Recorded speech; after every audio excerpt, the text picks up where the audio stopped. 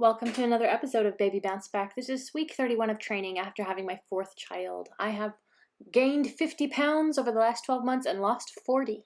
Last week I did so many burpees that my shoulders were starting to feel watery, if that makes any sense. I'm still taking it easy on my right side.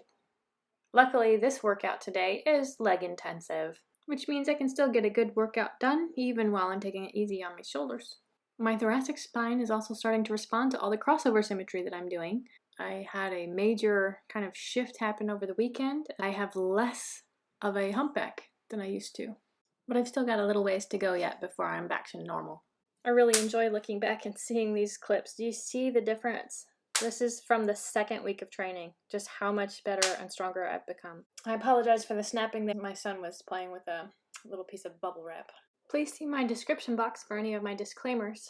This week began kind of in a daze. I was still running on summer schedule, sleeping in and holding my baby as long as I wanted. And I realized by Tuesday that I needed to start organizing because we're going to start school again in just 2 weeks. For those who don't know, I spent all of last year expecting my fourth child and hunched over the kitchen table teaching my older boys how to read. I ended the school year in triumph, but also in quite a daze. 6 weeks of summer doesn't seem like enough. But we're moving onward, and Tuesday I pulled out all my plans and started organizing again. I had done a lot of work last January, every spare moment I could, and that has made this process a lot easier now that it's summertime and we're about to start in 2 weeks. At the very least, it's giving me more time this summer just to sleep in and veg a little. So instead of homeschooling 2 boys while pregnant, I am going to be homeschooling 3 children because my oldest child is going to be joining us this fall. And so all 3 of my older children are going to be homeschooling with me.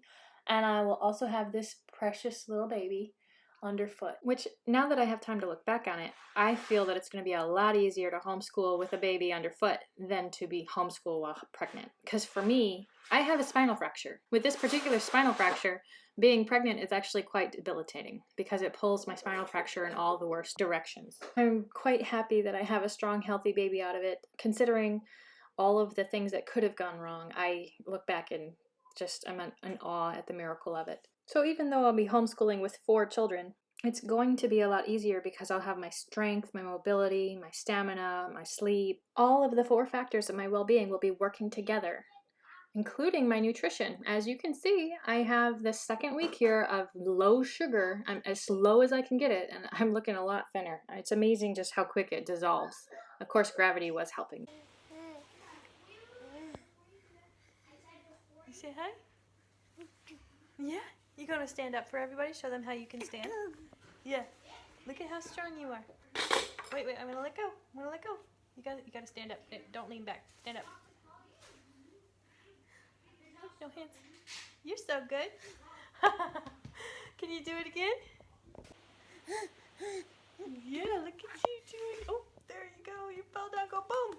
Fell down, go boom. So here I am sitting at the end of summer. Next week is my last week of summer break, and I'm actually looking forward to starting homeschool. We have a beautiful curriculum lined up.